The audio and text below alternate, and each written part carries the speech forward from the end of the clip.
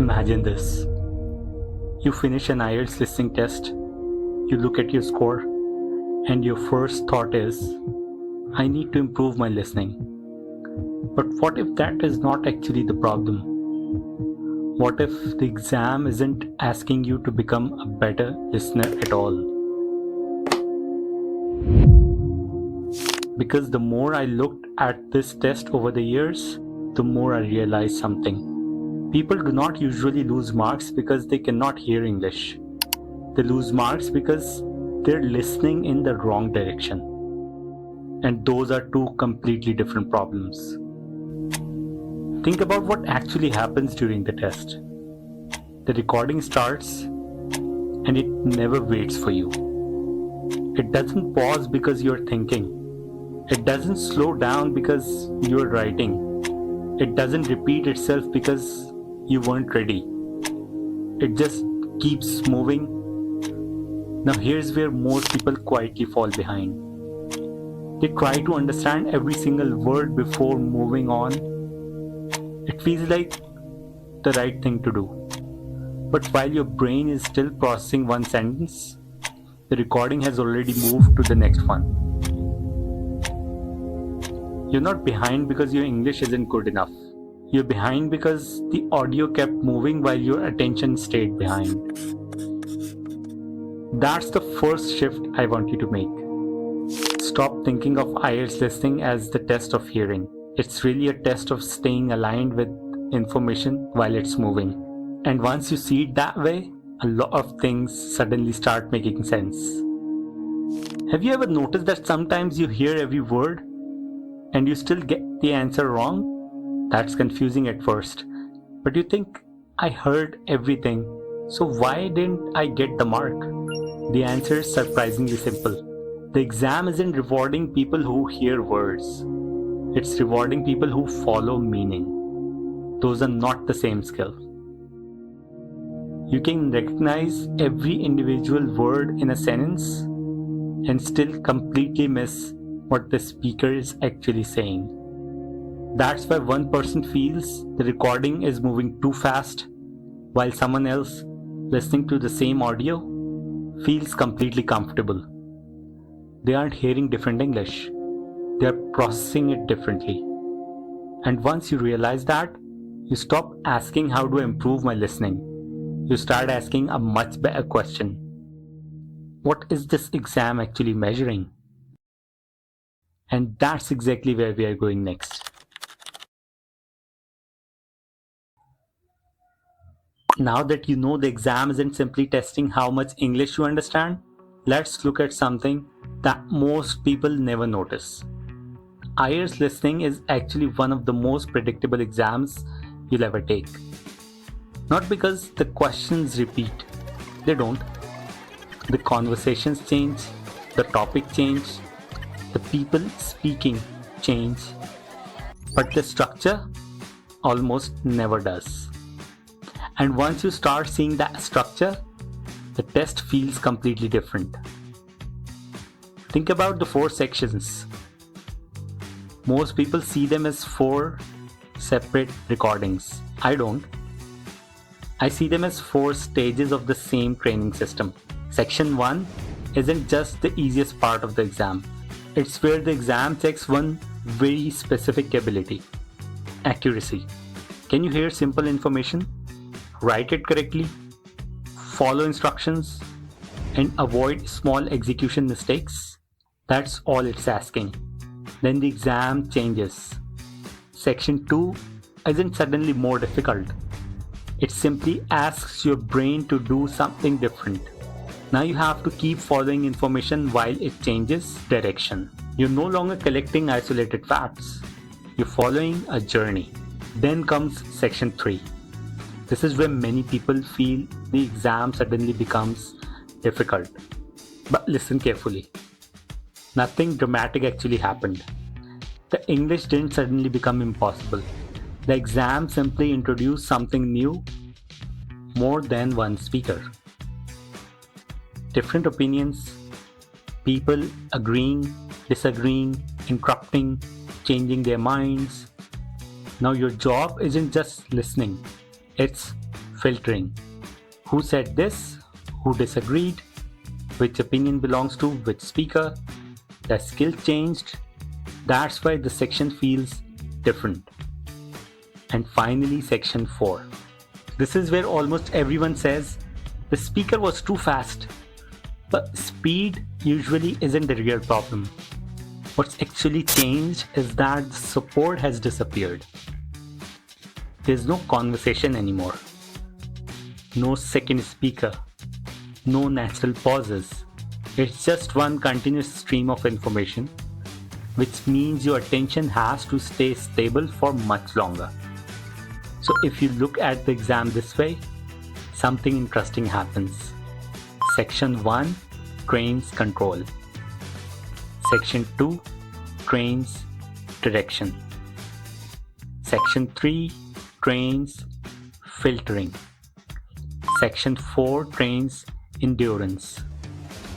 That's not random, that's progression. And once you recognize that progression, you stop treating every section like a separate challenge. You start seeing one system that's gradually asking more from your attention. Now think about preparation. If the exam builds skills in a specific order, does it really make sense to ignore that order while practicing? Probably not. And that's where almost everyone accidentally makes their preparation much harder than it needs to be. So before we talk about practice, we need to understand the individual skills that sit underneath this entire system. Because once you can see those skills clearly, you'll stop saying, I'm bad at listening. You'll be able to point at one specific ability and know exactly what needs improving.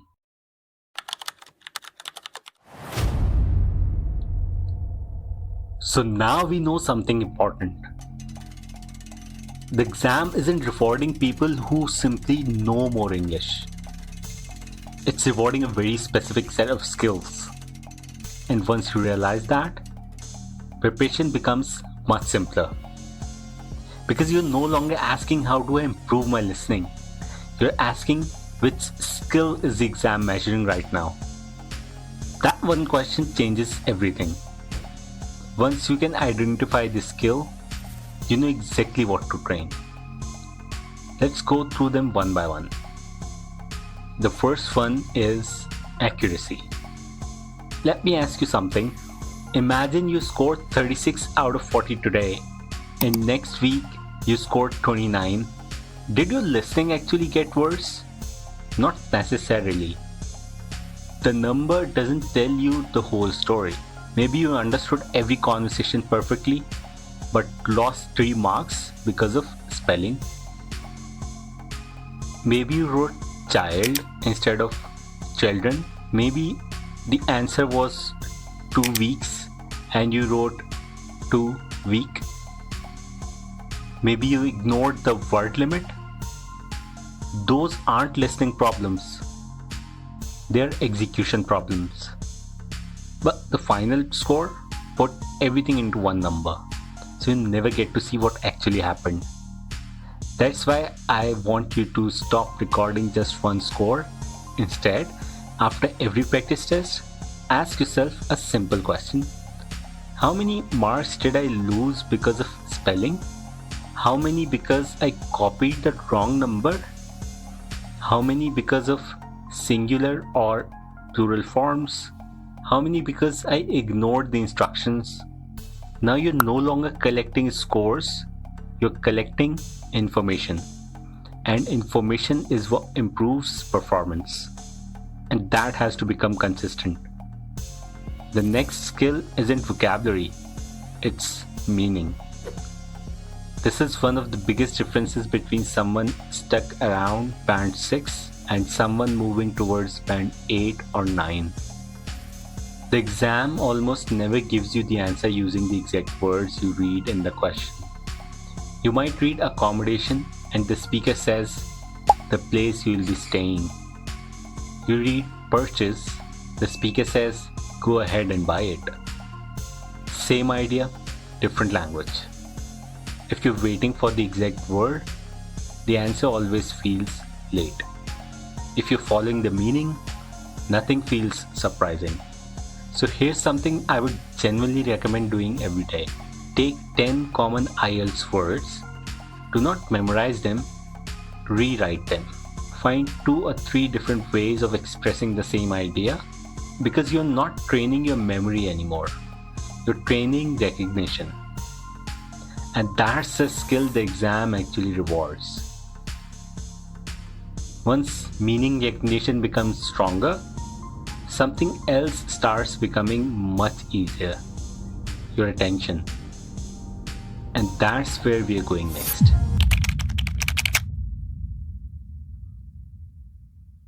Now, let's talk about the skill that probably affects your score more than anything else.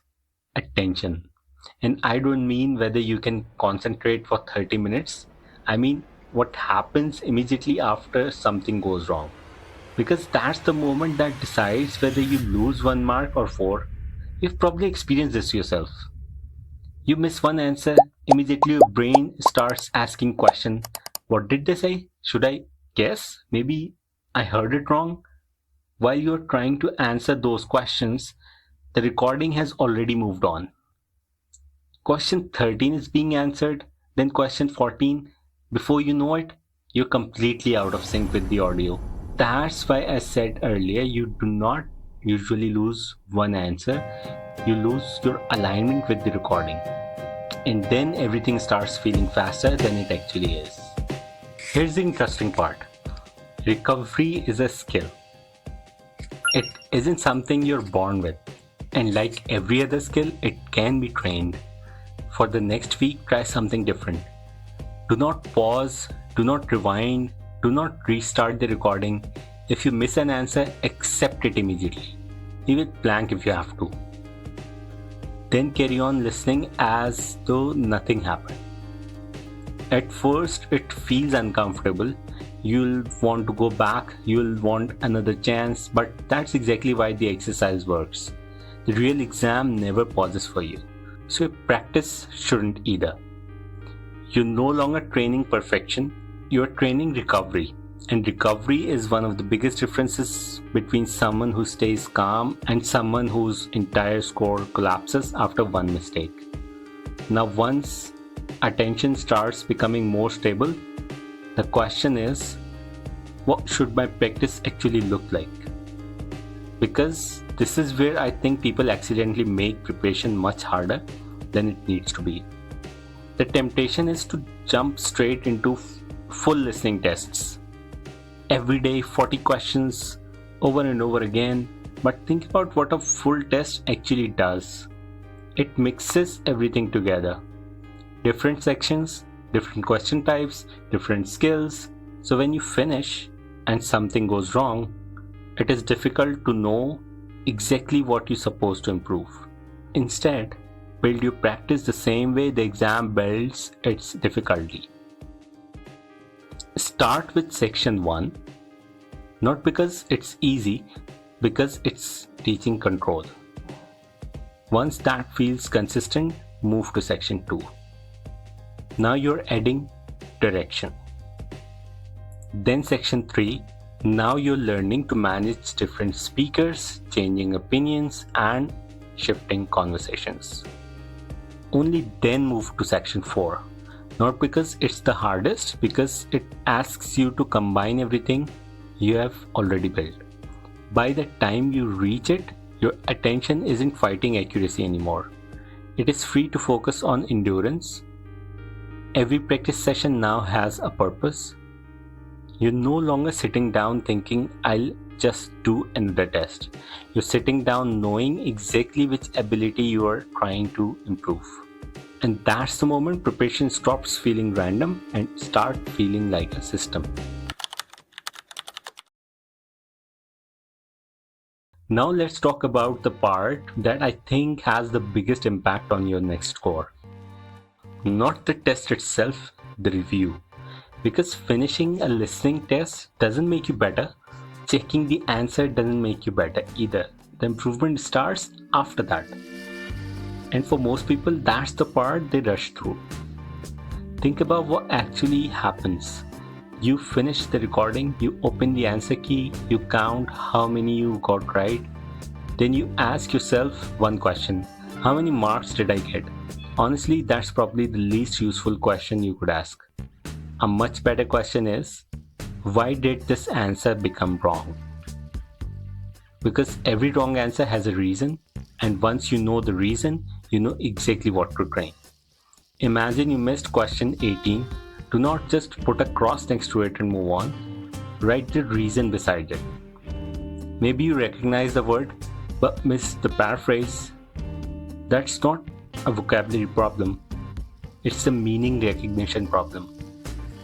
Maybe question 24 was wrong because you were still thinking about question 23. Now you're looking at attention problem. Maybe question 31 wasn't difficult at all. You actually heard the correct answer, but by the time you wrote it down, the recording had already moved on. That's a timing problem. 3 wrong answers, 3 completely different skills. Now your practice suddenly has direction. Here's another small change that makes a huge difference.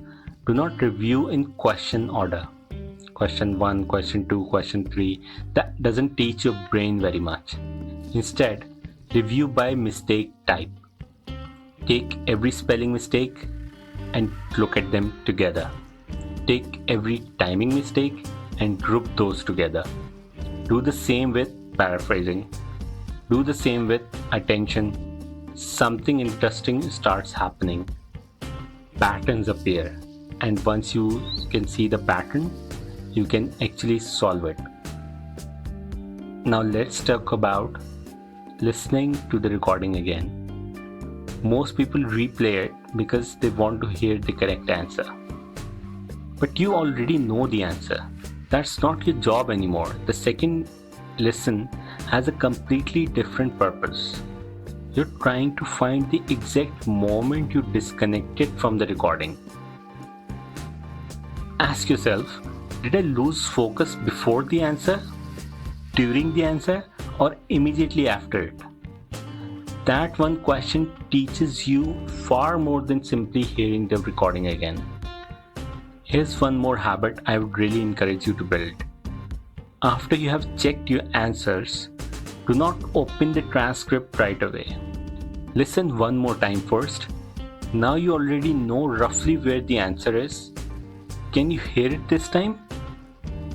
If the answer suddenly feels obvious, your English probably wasn't the problem.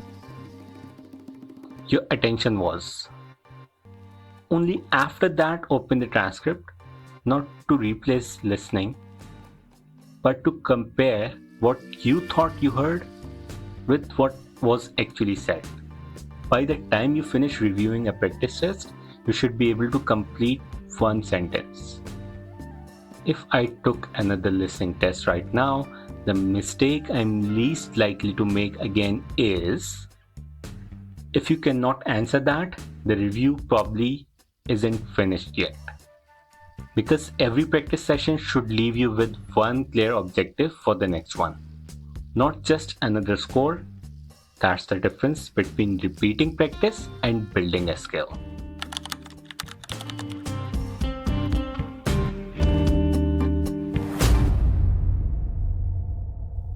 Let's step back for a moment. Think about how you looked at IELTS listening before watching this. It probably felt like one big skill. You either had good listening or you didn't. If your score was low, the only answer seemed to be, I need more practice. But hopefully it doesn't look like that anymore. Because what we have really uncovered today is something much simpler. IELTS listening isn't one skill. It's a collection of smaller skills working together. Accuracy, meaning recognition, attention, tracking, recovery. Each one can improve on its own, and each one leaves clues whenever something goes wrong. That's why I don't want you to sit down tomorrow and ask yourself, which listening test should I do today? Ask a different question. Which skill am I training today? Because those two questions create two completely different type of preparation. One is random, one is deliberate. If accuracy is breaking down, train accuracy. If attention keeps collapsing after one mistake, train recovery. If paraphrasing keeps catching you out, train meaning recognition. Now, every practice session has a purpose before it even begins. And something interesting starts happening. You stop chasing a band score, you start building the abilities that create that score. That might sound like a small difference, but it completely changes the way improvement feels. Instead of hoping the next practice test goes better, you know exactly what you're trying to improve. The exam hasn't changed, the way you prepare for it can. And once that changes, the exam starts to become much more predictable than it ever did before.